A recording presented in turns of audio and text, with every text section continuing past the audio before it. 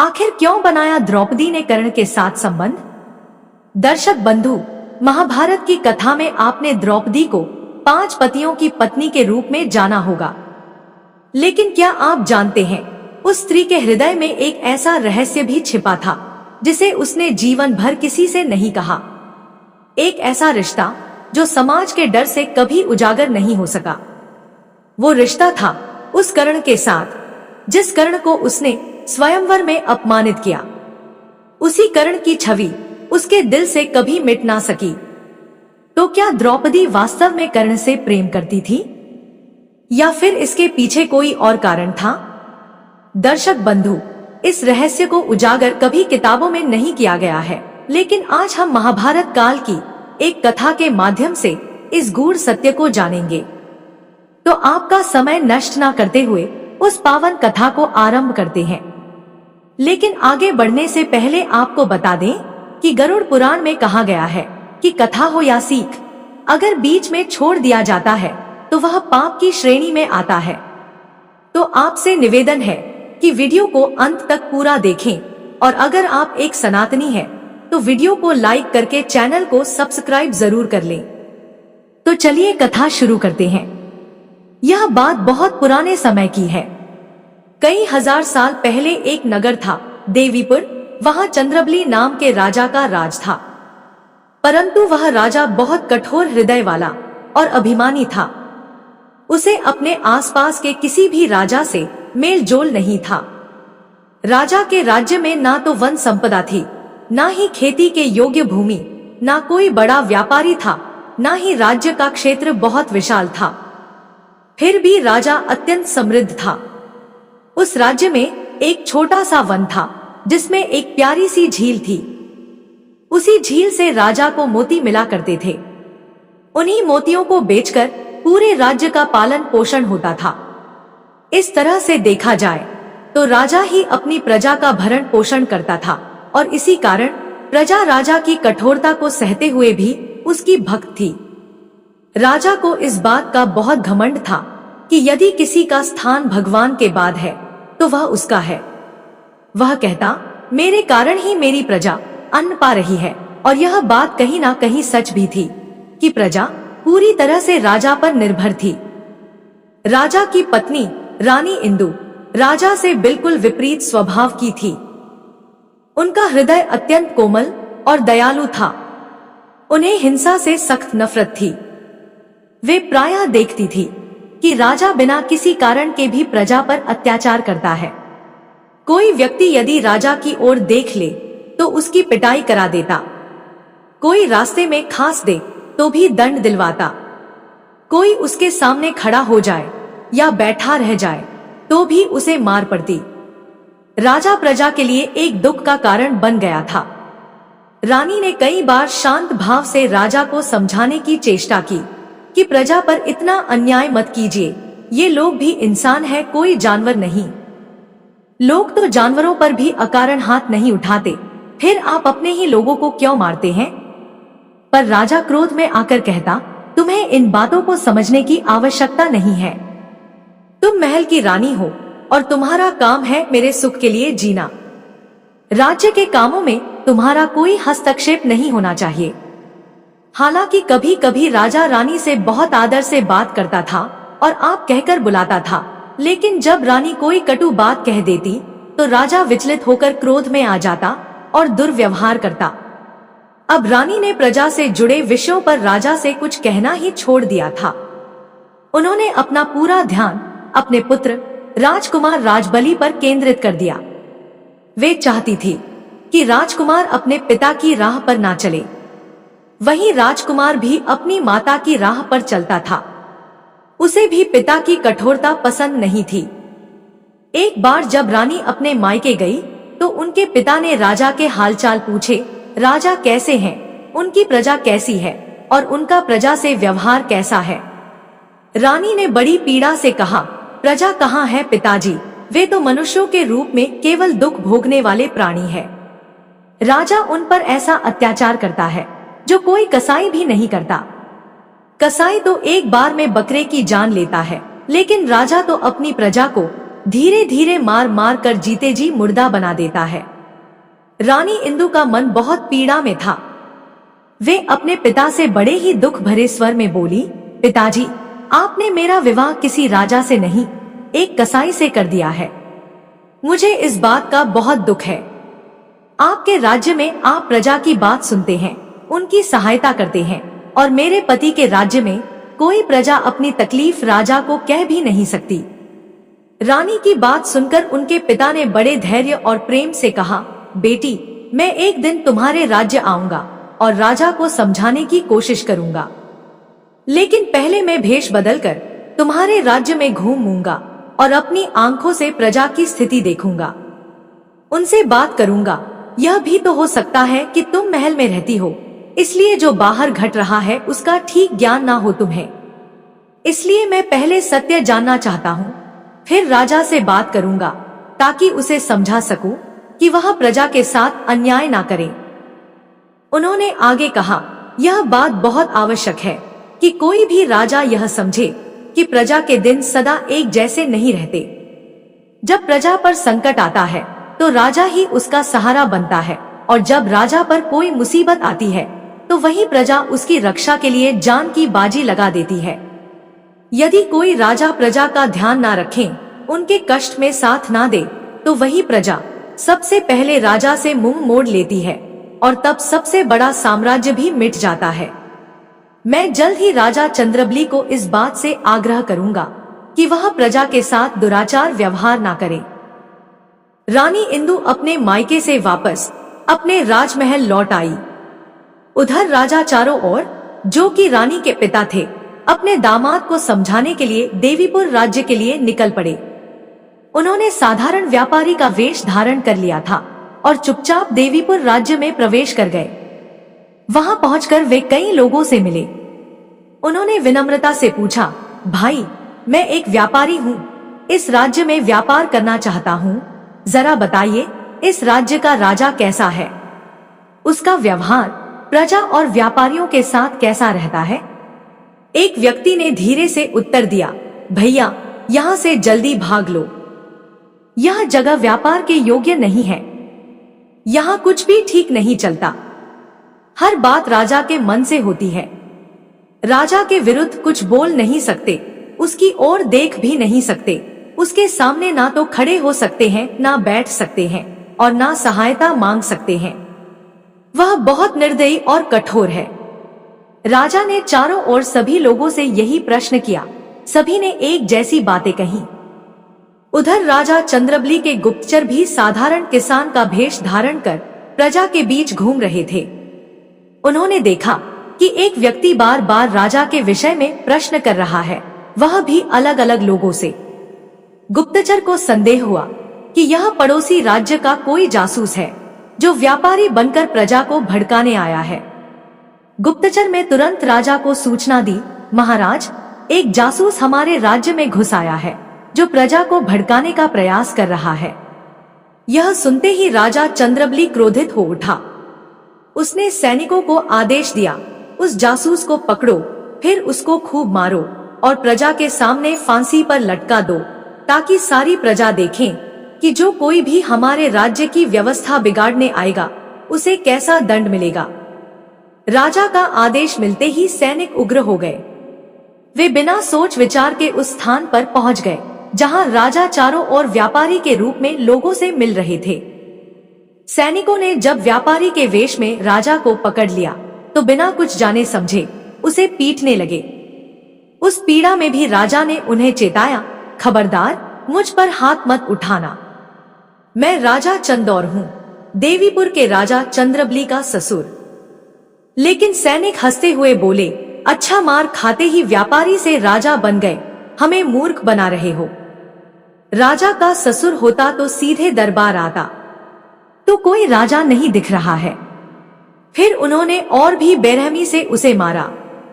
राजा चंदौर बार बार विनती करता रहा, मुझे छोड़ दो, कम से कम राजा के सामने तो ले चलो, वे मुझे पहचान जाएंगे। लेकिन सैनिकों का हृदय कठोर था। उन्होंने कहा, हम किसी बाहरी राज्य के जासूस को अपना दरबार नहीं दिखाते, उसे प्रजा के सामने ही फांसी पर चढ़ा देते हैं। राजा चंदौर चीखता रहा, करुणा की पुकार करता रहा, पर किसी ने ना सुनी। अंततः उसे फांसी पर चढ़ा दिया गया। संयोग से उसी मार्ग से राजा चंद्रबली के मुख्यमंत्री आ रहे थे। उन्होंने जब देखा कि फांसी पर लटके हुए व्यक्ति कोई और नहीं बल्कि स्वयं राजा चंदौर हैं, तो उनके चरणों तले जमीन खिसक गई। वे तुरंत सैनिकों के पास पहुंचे और गुस्से में बोले, अरे मूर्खों, यह तो राजा चंदौर है, महाराज के ससुर। तुमने बिना समझे बूझे इन्हें फांसी पर चढ़ा दिया। सैनिक डरते हुए बोले, हमने तो केवल राजा के आदेश का पालन किया है। उन्होंने ही कहा था कि उस जासूस को फांसी पर लटका दो। मंत्री ने सिर पकड़ लिया और बोले, राजा ने जासूस को दंड देने को कहा था, पर क्या तुमने पहचाना भी नहीं कि वह जासूस था या कोई और? अब तुम दोनों की खैर नहीं। राजा को जब यह बात पता चलेगी तो तुम्हें भी फांसी दी जाएगी। अच्छा होगा कि तुम राज्य छोड़कर कहीं दूर भाग जाओ, वरना अंत बहुत बुरा होगा। डर के मारे दोनों सैनिक राज्य की सीमा पार कर भाग गए। मंत्री तुरंत महल पहुंचे और राजा चंद्रबली से बोले, महाराज, आपकी बिना सोचे समझे दी गई आज्ञा ने बड़ा अनर्थ कर दिया है। जिनको आप जासूस समझ रहे थे वे कोई और नहीं, आपके ससुर राजा चंदौर थे। उन्हें आपके आदेश पर सैनिकों ने फांसी पर लटका दिया है और अब वे इस संसार में नहीं हैं। यह सुनते ही राजा जैसे भीतर से हिल गया। उसका चेहरा पीला पड़ गया। वह बुदबुदाया, मैंने तो सिर्फ जासूस को दंड देने को कहा था। मंत्री ने फिर कहा, महाराज क्षमा कीजिए, परंतु मुझे एक कठोर बात कहनी है। आपकी न्याय प्रणाली सबसे अधिक दुखदाई है। आप कभी किसी बात की सच्चाई जानने का प्रयास ही नहीं करते। न्याय का अर्थ होता है सही और गलत में अंतर करना, दोषी और निर्दोष को पहचानना, पर आपने हमेशा निर्दोषों को ही दंड दिया है। आप इस राज्य को एक अंधकारमय नगरी बना चुके हैं।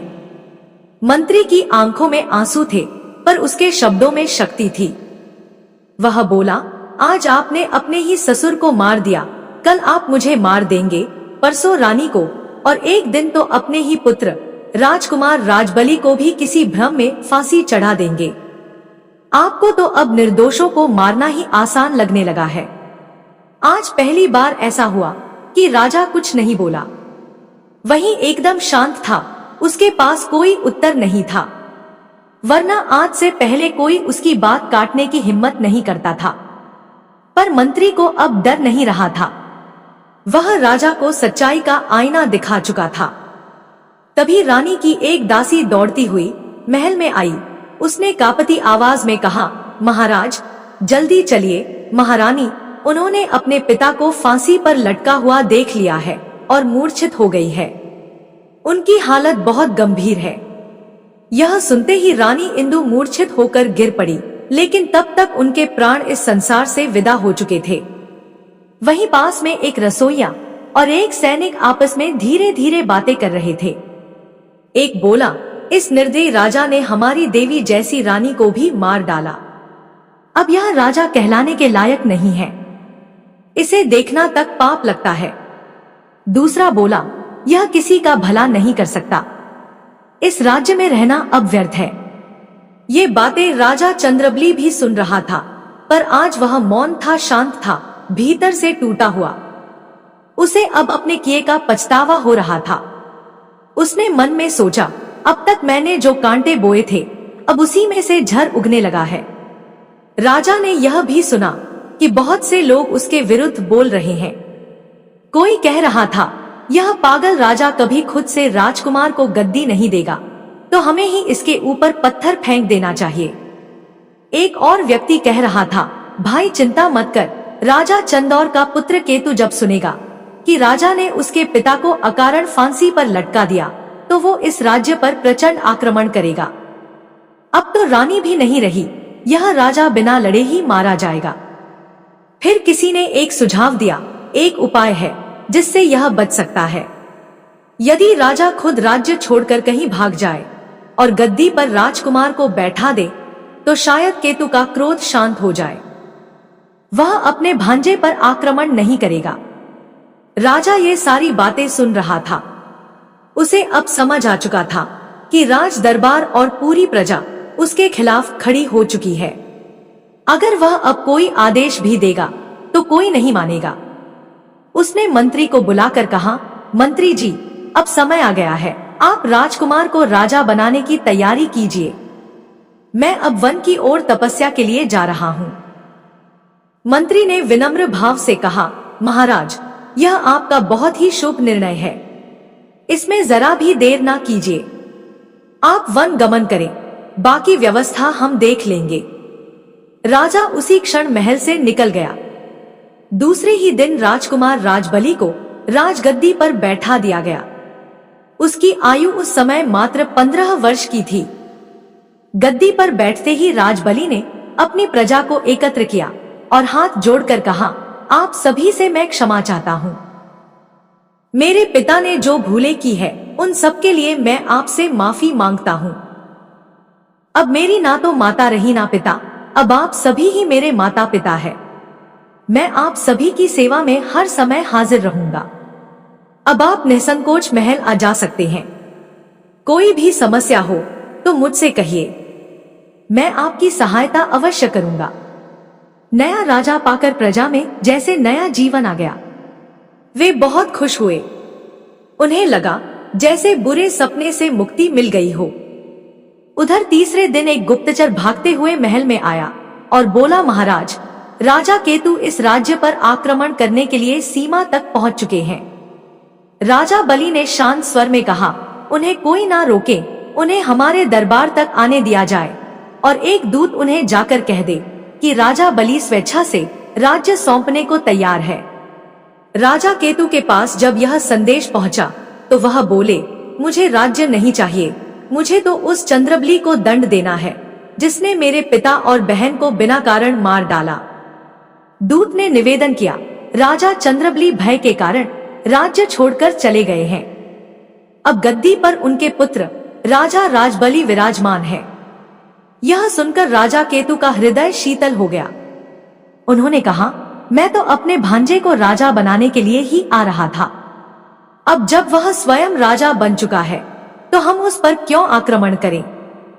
वह योग्य है और हम उस पर गर्व करते हैं। राजा केतु अपनी सेना को लेकर वापस लौट गए।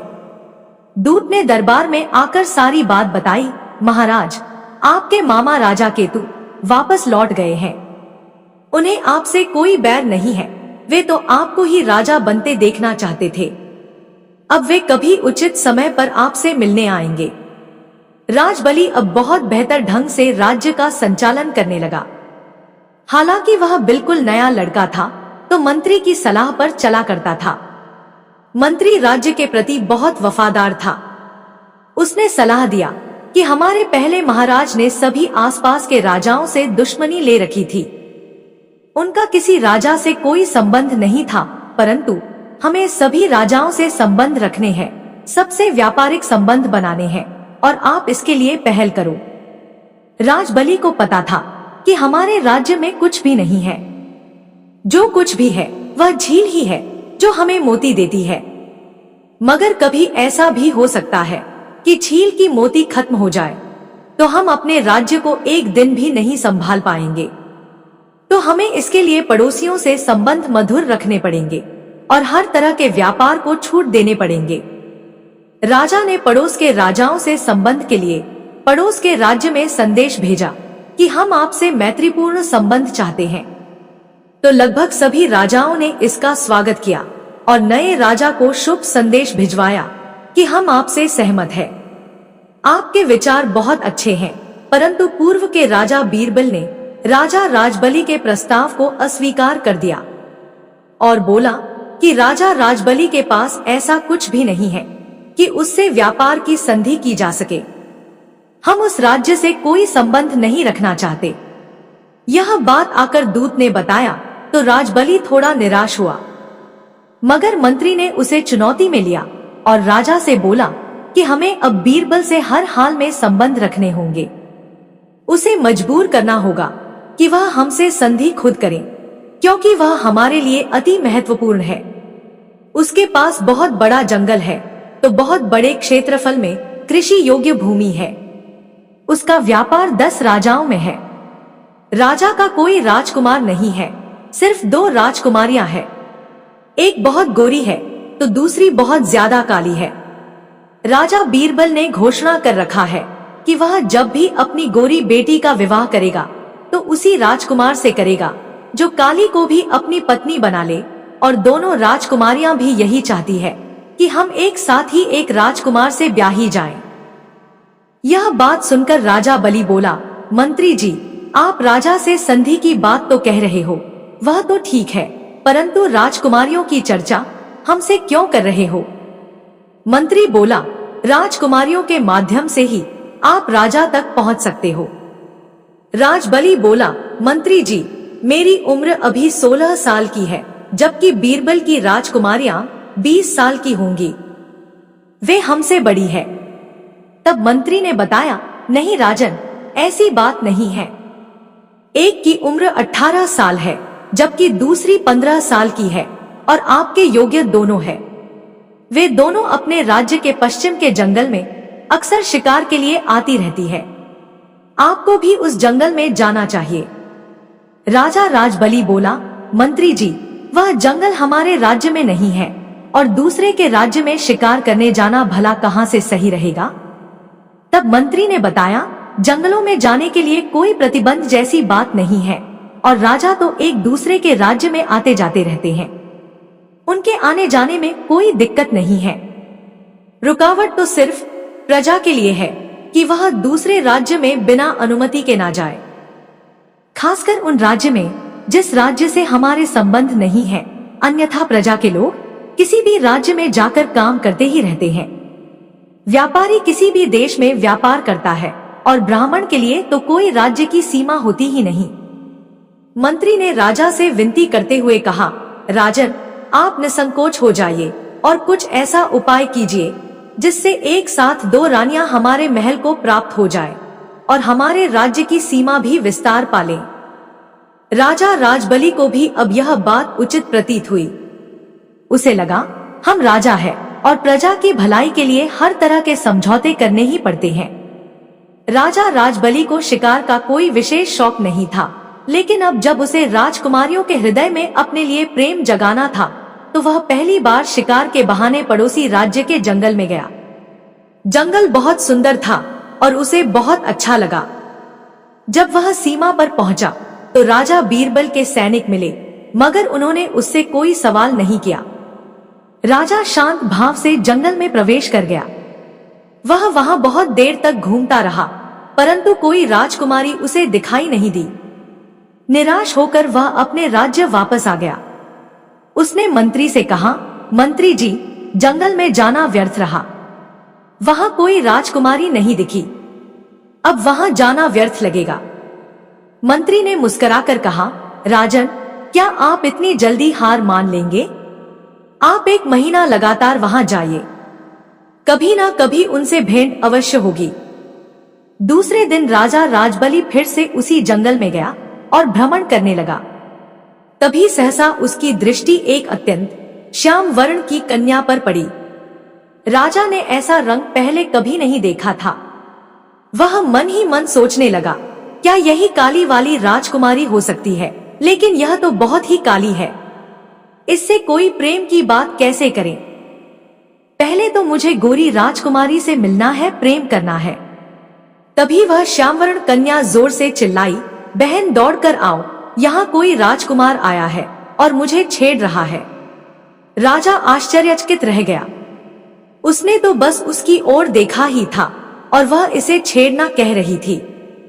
उसी समय एक अत्यंत सुंदर कन्या दौड़ती हुई आई और अपनी बहन पर हंसते हुए बोली, भला तुझे भी कोई छेड़ सकता है? श्याम वर्ण कन्या बोली, बहन, मेरी बात का विश्वास करो, यह सामने वाला राजकुमार मुझे नजरों से छेड़ रहा था। गोरी राजकुमारी बोली, यह तो अनुचित है कि कोई हमारे राज्य के जंगल में घुसे और हमारी परम सुंदरी बहन पर नजर डाले। राजा अब समझ चुका था कि ये दोनों बहनें हंसी मजाक करने वाली और चंचल स्वभाव की है। वह मुस्कुराया और गोरी राजकुमारी से बोला, राजकुमारी जी, आप मुझ पर झूठा दोष लगा रही है, जबकि आपने ही मुझे नजरों से घायल कर दिया है। अब तो मेरा हृदय बहुत दुखी है। गोरी राजकुमारी हंसते हुए बोली, आप तो बड़े मजाकिया लगते हैं, बताइए आप कहां से आए हैं? राजा बोला, राजकुमारी, अब मैं कोई राजकुमार नहीं बल्कि देवीपुर का राजा हूँ। आपके सौंदर्य के आकर्षण ने मुझे आपके राज्य तक खींच लाया है। आप जानते हैं कि आप बिना अनुमति के हमारे राज्य के वन में प्रवेश कराए हैं। राजबली नतमस्तक होकर बोला, आपके द्वारा निर्धारित कोई भी दंड मुझे स्वीकार है, मैं उसे सहर्ष सहन करूंगा। राजकुमारी बोली, तो आपको हमारा बंदी बनना पड़ेगा। हम आपको बंदी बनाकर राजमहल ले जाएंगे, जहां आपको ऐसा दंड मिलेगा जिसकी आपने कभी कल्पना भी नहीं की होगी। राजा राजबली मुस्कुराते हुए बोला, मुझे सजा का भय नहीं है। अगर मुझे फांसी भी देनी हो तो आप अपने हाथों से दे दीजिए। आपके हाथों से फांसी चढ़ जाना भी मेरे लिए सौभाग्य की बात होगी। राजकुमारी बोली, जब आप इतनी कठोर सजा के लिए भी तैयार हैं, तो हमारे साथ राजमहल चलिए, हम आपको बंदी बनाकर ले चलेंगे। राजा बोला, मैं तैयार हूं। यदि आप चाहें तो यहीं से मेरा हाथ बांधकर ले चल सकती है। गोरी राजकुमारी मुस्कुराकर बोली, नहीं, हम इतने कठोर नहीं हैं कि आपको बांधकर दरबार तक ले जाएं। तभी काली वाली राजकुमारी बोली, बहन, तू ज्यादा ममता मत दिखा। यहीं से इसका एक हाथ बांध ले, दूसरा मैं पकड़कर रखती हूं। ऐसे राजाओं का क्या भरोसा, कहीं भाग ना जाए। गोरी राजकुमारी हंसते हुए बोली, नहीं बहन, अब यह राजा कहीं नहीं भाग सकता।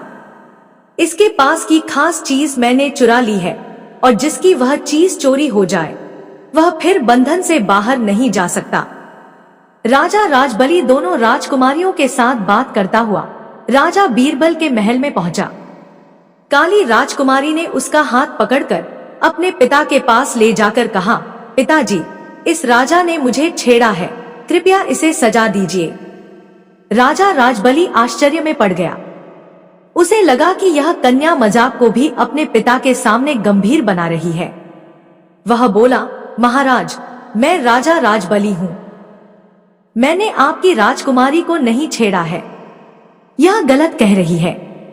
राजा बीरबल गंभीर स्वर में बोली, भला कोई राजकुमारी भी झूठ बोल सकती है? हमारे राज्य का नियम है, स्त्री को छेड़ने वाले को फांसी दी जाती है, और यहाँ स्त्री ही फांसी चढ़वाती है।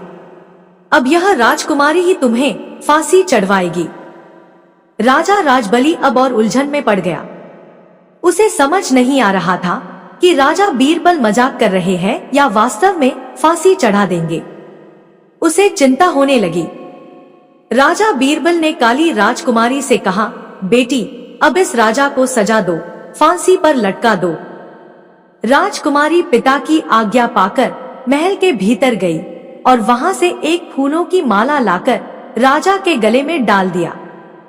राजा बीरबल बोले, लो, लग गई फांसी। अब इस राजकुमारी को अपने महल ले जाओ और विवाह कर लो। ध्यान रहे, मेरी बेटी को कोई कष्ट ना हो। हमने इसे फूल से भी बढ़कर सहेज कर रखा है। तुम अपने महल जाओ, हम पीछे से ढोल भेज देंगे। राजा राजबली ने मन में कहा, मैंने तो ऐसा अनोखा राजा देखा ही नहीं। काली कन्या को मेरे गले में बांध दिया और गोरी को अपने पास रख लिया। अब क्या करूं? मंत्री का विचार तो व्यर्थ चला गया। ना राज्य मिला, ना संधि हुआ, ऊपर से यह समस्या गले पड़ गई। निराश होकर वह महल लौट आया और मंत्री से बोला, हमारा चाल उल्टा पड़ गया। राजा बीरबल ने काली राजकुमारी को मेरे गले में बांध दिया और गोरी को अपने पास रख लिया। अब थोड़ी ही देर में उस रानी का ढोला हमारे महल आ जाएगा। मंत्री बोला, राजन, निराश मत होइए। राजा बीरबल अपने वचन का पक्का है। उसने जब कहा है कि दोनों राजकुमारियों का विवाह एक ही जगह होगा, तो अवश्य होगा। मेरा मन कहता है वह दोनों को भेजेगा। राजबली बोला, मंत्री जी, जब एक रानी ने मुझे माला पहनाई तो दूसरी को क्यों राजा भेजेगा? मंत्री मुस्कुराकर बोला, थोड़ा धैर्य रखिए, अभी कुछ ही देर में सब स्पष्ट हो जाएगा। घंटे भर बाद रानी का ढोला महल पहुंच गया, लेकिन ढोला तो एक ही था। राजा को पूर्ण विश्वास हो गया कि रानी वही काली वाली है। मंत्री का चेहरा भी उतरा हुआ था। मैंने राजा को मुसीबत में डाल दिया। उधर जब राजा की खास दासी ढोला खोलने गई तो उसमें से 2 रानियां निकली। राजा और मंत्री दोनों की आंखों में चमक आ गई। वे बोले, हम घाटे में नहीं रहे। राजा बीरबल ने दोनों राजकुमारियां भेज दी। राजा ने बड़े ही भक्तिपूर्ण और सम्मानजनक ढंग से दोनों राजकुमारियों के साथ विवाह संपन्न किया। राजमहल में विवाह बहुत धूमधाम से हुई और विवाह के उपरांत राजा प्रेम पूर्वक दोनों रानियों के साथ रहने लगे। राजा बीरबल पहले ही अपनी वसीयत में दोनों राजकुमारियों को अपना आधा आधा राज्य दे चुके थे। चूंकि अब दोनों का विवाह एक ही राजा से हो गया था, इसलिए दोनों का राज्य भी एक हो गया। समय धीरे धीरे आगे बढ़ा और एक दिन ऐसा आया जब दोनों रानियां गर्भवती हो गई। समय के अनुसार दोनों रानियों ने एक एक सुंदर कन्या को जन्म दिया, परंतु विधाता की लीला कुछ और ही थी। जो रानी गोरी थी उसकी पुत्री अत्यंत श्याम वर्ण की हुई, और जो रानी श्याम वर्ण की थी उसने अत्यंत सुंदर और गोरी कन्या को जन्म दिया। राजा यह विचित्र दृश्य देखकर आश्चर्यचकित और चिंतित हो गया। ये क्या हो गया प्रभु, यह उलट कैसे हो गया? राजा को काले रंग से कुछ विशेष प्रेम नहीं था, फिर भी बीरबल के राज्य और राज्य संधि के कारण उन्होंने काली रानी से विवाह किया था, और वही काली रानी ने उन्हें फूल जैसी सुंदर राजकुमारी दी।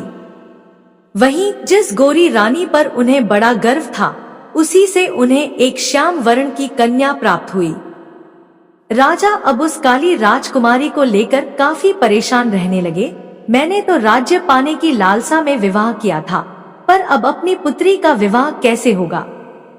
जब वह बड़ी होगी तो उसे विवाह करना पड़ेगा। मेरे जैसे सोच रखने वाले कई लोग होंगे, फिर कौन उसे अपनाएगा? राजा इसी चिंता में कई दिन तक व्याकुल रहे। एक दिन मंत्री ने पूछ लिया, महाराज, आप बहुत चिंतित दिखते हैं, क्या कोई विशेष कारण है? राजा ने अपने मन की बात कह दी, मैं अपनी पुत्री के विवाह को लेकर चिंतित हूँ। मंत्री बोले, महाराज, ये क्या बात हुई? अभी तो राजकुमारियां आपकी गोद में ही खेल रही है, तो विवाह की चिंता कैसी? राजा बोले, मंत्री जी, आप मेरी पीड़ा नहीं समझते। मैं श्याम वर्ण की राजकुमारी को लेकर दुखी हूँ। मैंने जिस काली राजकुमारी से विवाह किया वही हमारे लिए शुभ सिद्ध हुई, पर जिस रानी के सौंदर्य पर मुझे गर्व था उसने मुझे निराश किया, और आप तो जानते ही हैं, मैं श्याम रंग को पसंद नहीं करता। हमारे महल में कोई भी दास दासी भी श्याम वर्ण का नहीं है। मंत्री ने श्रद्धा और ज्ञान के स्वर में उत्तर दिया, राजन, आप व्यर्थ की चिंता कर रहे हैं। जो विधि ने लिखा है वही होगा। आपकी दोनों रानियां योग्य हैं और दोनों पुत्रियां भी देवी स्वरूपा है। आप अपनी सोच को प्रभु के चरणों में अर्पित करें और अपने कर्तव्य और अपने प्रजाजनों की सेवा में ध्यान लगाएं। मंत्री ने समझाया, परंतु राजा की चिंता कम ना हुई। एक दिन उन्होंने गोरी रानी से कहा, महारानी, कृपया अपनी पुत्री को मेरी नजरों से दूर रखें। जिस दिन उसे देख लेता हूं उस दिन हमारा दिन व्यर्थ हो जाता है। रानी ने बड़ी विनम्रता से कहा, राजन, आप अपनी ही पुत्री को अपशकुन मानते हैं। भला कोई अपनी संतान को देखकर अशुभ मानता है, और आपको तो रूप रंग पर ध्यान ही नहीं देना चाहिए। मैं तो बहुत गोरी हूं, फिर भी मेरी पुत्री श्याम वर्ण की है। वही मेरी श्याम वर्ण बहन की बेटी बिल्कुल मेरी जैसी लगती है। यह सब विधि का विधान है, इसमें हमारा क्या दोष? समय धीरे धीरे बीतता गया और राजकुमारियां अब 12 वर्ष की हो चुकी थी। राजा जहां भी जाते अपनी गोरी पुत्री को साथ ले जाते। नगर भ्रमण हो या वन भ्रमण, वही साथ रहती। परंतु श्याम वर्ण राजकुमारी कभी राज दरबार में भी नहीं आ पाती। वह अपने कक्ष में जैसे एक बंधन में थी। गोरी रानी को इस बात का बड़ा दुख था कि राजा उनकी पुत्री से स्नेह नहीं रखते। एक दिन राजा अपनी गोरी रानी से कह रहे थे, हमारी यह गोरी राजकुमारी तो किसी योग्य राजा के घर ब्याही जाएगी, परंतु श्याम वर्ण राजकुमारी का विवाह तो किसी साधारण घर में ही करना पड़ेगा। यह सुनकर गोरी रानी क्रोधित हो उठी। वे बोली, राजा जी, आपने मेरे पिता के राज्य को पाने के लिए मेरी श्याम वर्ण बहन से विवाह किया था। आप जानते हैं, मेरे पिता ने कभी रंग भेद नहीं किया, इसलिए उन्होंने हम दोनों बहनों को अपने राज्य का आधा आधा हिस्सा वसीयत में दे दिया था। अब जब वह राज्य हमें मिलने वाला है तो मैं अपना हिस्सा अपनी पुत्री को दे दूंगी, जिससे वह जिस किसी से भी विवाह करे वह राजा बन जाएगा, चाहे वह कोई साधारण पुरुष ही क्यों ना हो। राजा बोले, रानी, ऐसा हरगिज नहीं हो सकता। जैसे ही हमारा विवाह हुआ, वसीयत का अधिकार तुम्हारे साथ मुझे प्राप्त हो गया और मैं अपना साम्राज्य एक श्याम वर्ण कन्या के लिए नहीं दे सकता। मैंने तुमसे और कोई संतान इसलिए नहीं चाही कि कहीं फिर किसी और श्याम वर्ण की पुत्री का सामना ना करना पड़े। मुझे तो वही काली रानी प्रिय है जिसने मुझे एक गोरे राजकुमारी को जन्म दिया, और मैं उस राजकुमारी के साथ बेईमानी नहीं कर सकता।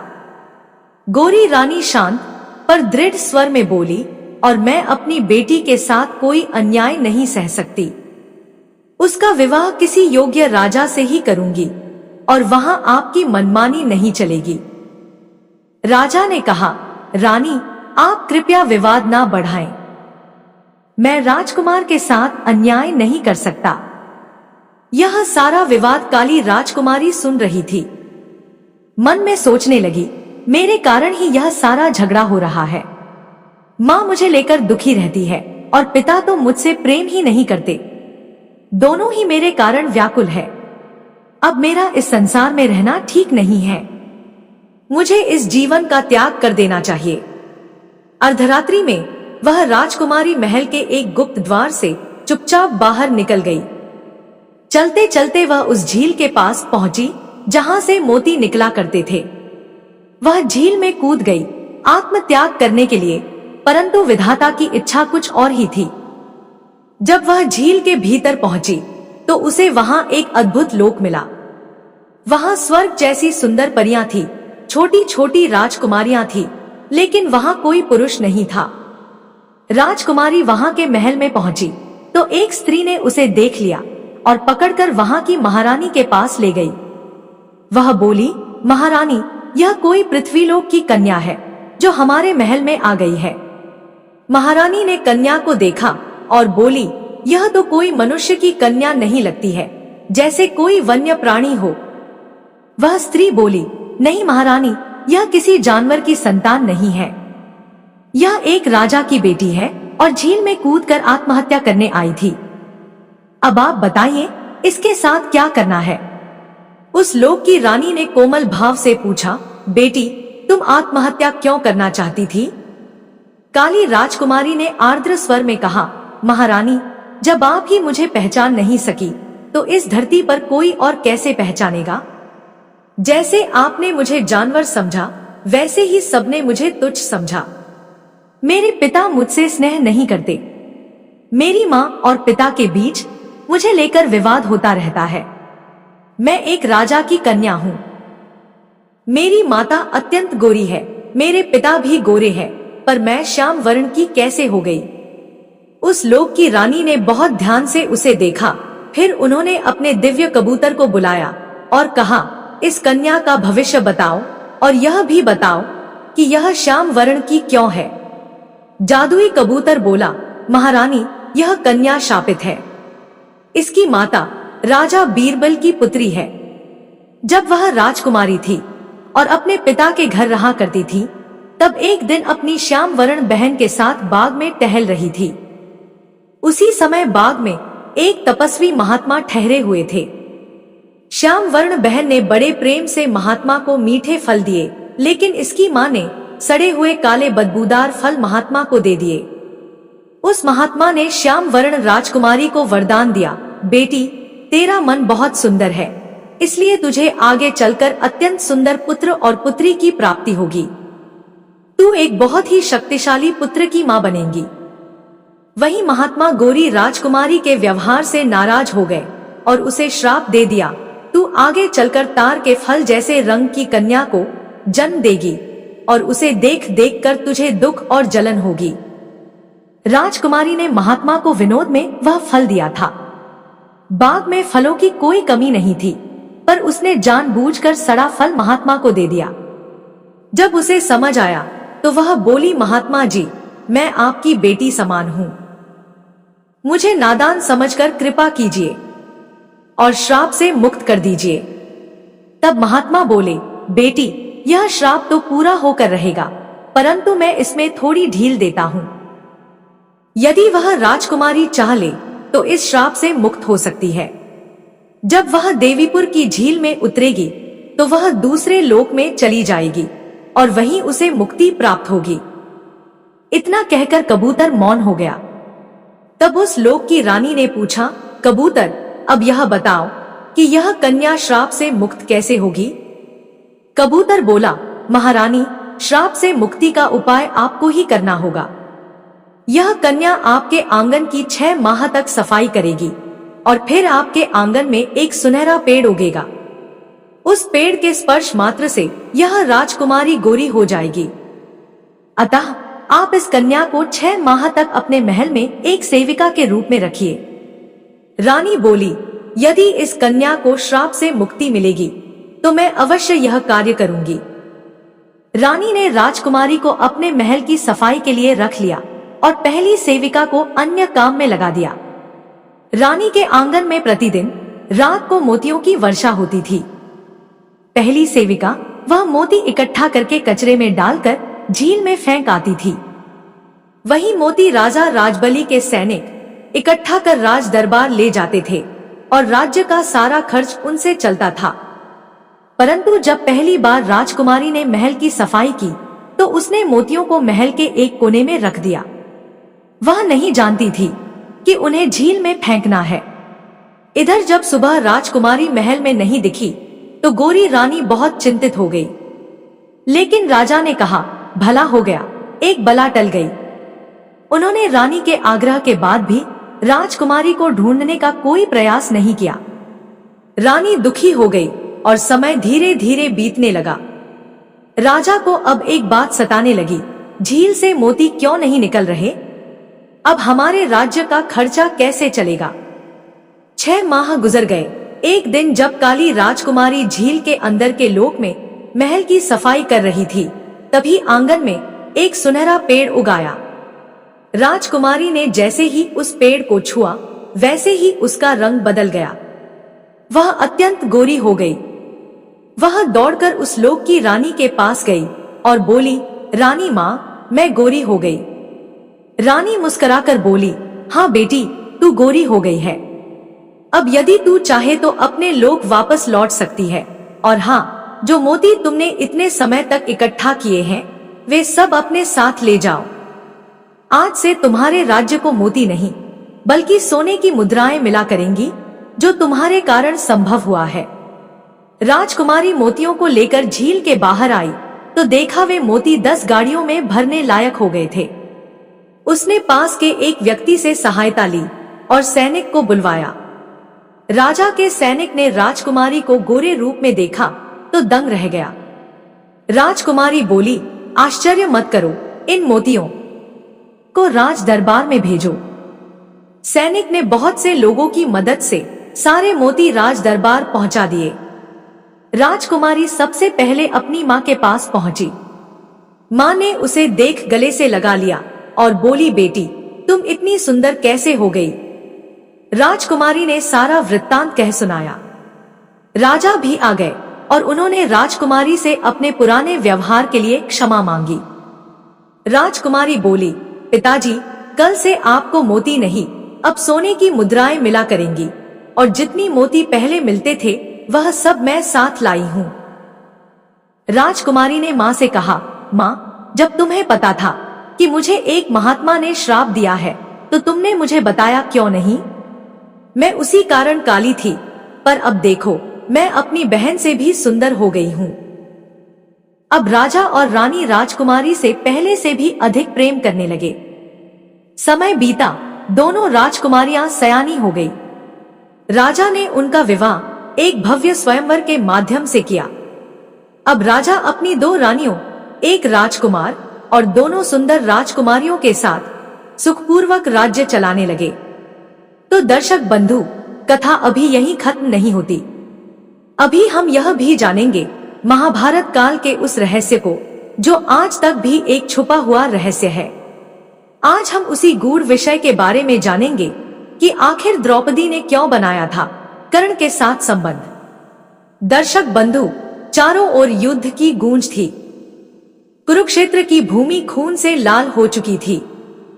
एक एक योद्धा या तो मृत्यु को प्राप्त हो चुका था या अंतिम सांसें ले रहा था। उस रक्त रंजित धरती पर एक स्त्री थी जो चुपचाप खड़ी थी। वह रो नहीं रही थी, पर उसकी आंखों में एक तूफान था, एक ऐसा तूफान जो वर्षों से उसके हृदय में पलता आ रहा था। वह स्त्री थी द्रौपदी, पर आज वह सिर्फ 5 पांडवों की पत्नी नहीं थी।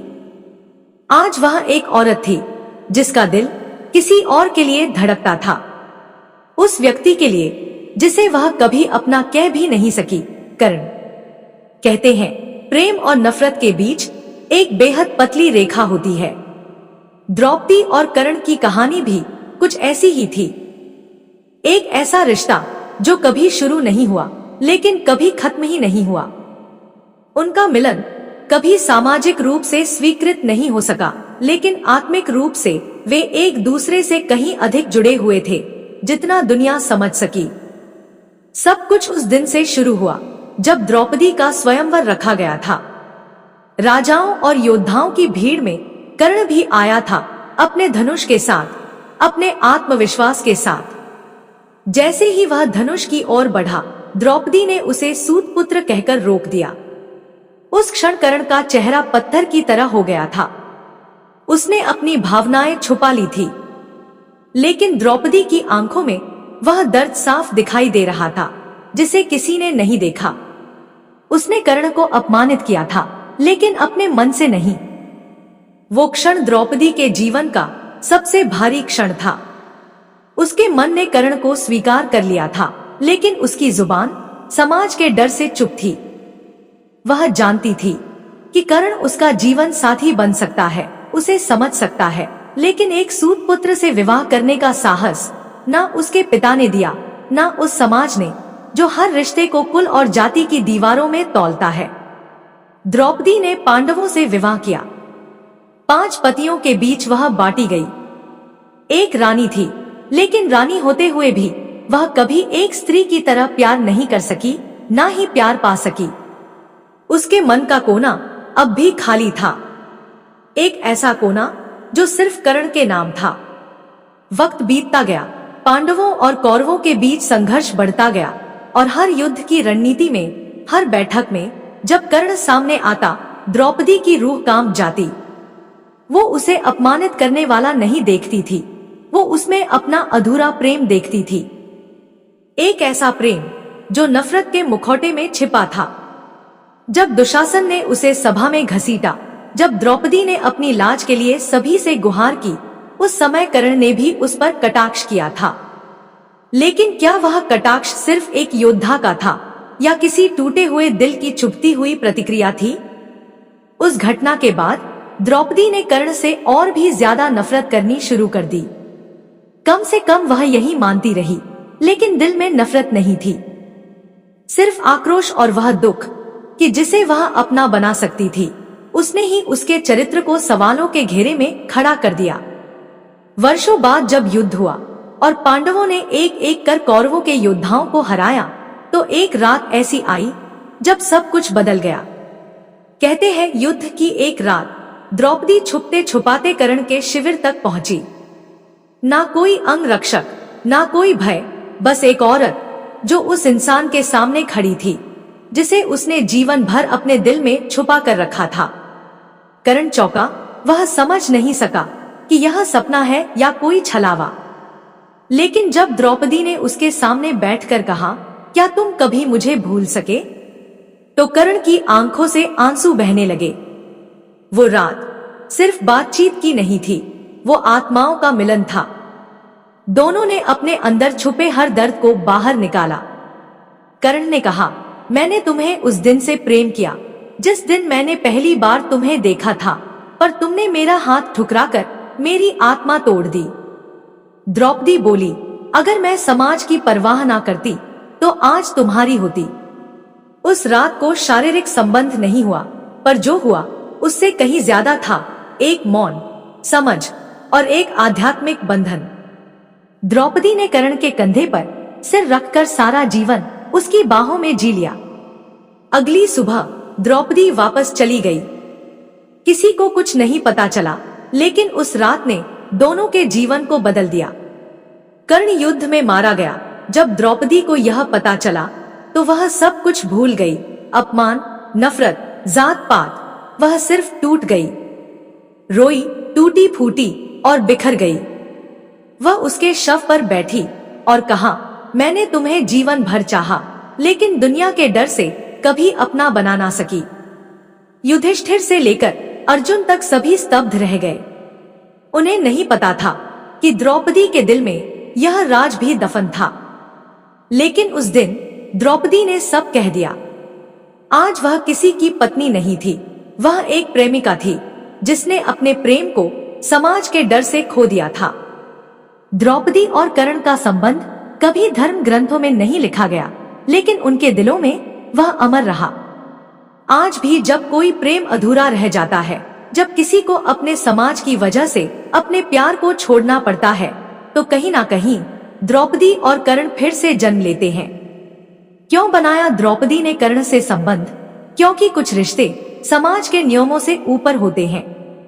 वह रिश्ता शरीर का नहीं, आत्मा का होता है, और आत्मा का मिलन वह तो युगों तक अमर रहता है। तो यही थी एक अनकही, अनसुनी, लेकिन दिल को छू लेने वाली कहानी द्रौपदी और कर्ण के उस अदृश्य प्रेम की, जो ना समाज समझ सका, ना ही इतिहास ने लिखा। क्यों? क्योंकि कभी कभी कुछ रिश्ते वक्त की सीमाओं से परे होते हैं। तो अगर आपको ये कहानी दिल से छू गई हो, तो इस तरह की और भी गहरी, पौराणिक और भावनात्मक कहानियों के लिए हमारा साथ दें। हम मिलेंगे एक और अनसुनी दास्तान के साथ। तब तक के लिए बोलिए जय श्री कृष्ण, जय राधा रानी, जय श्री राधे कृष्ण।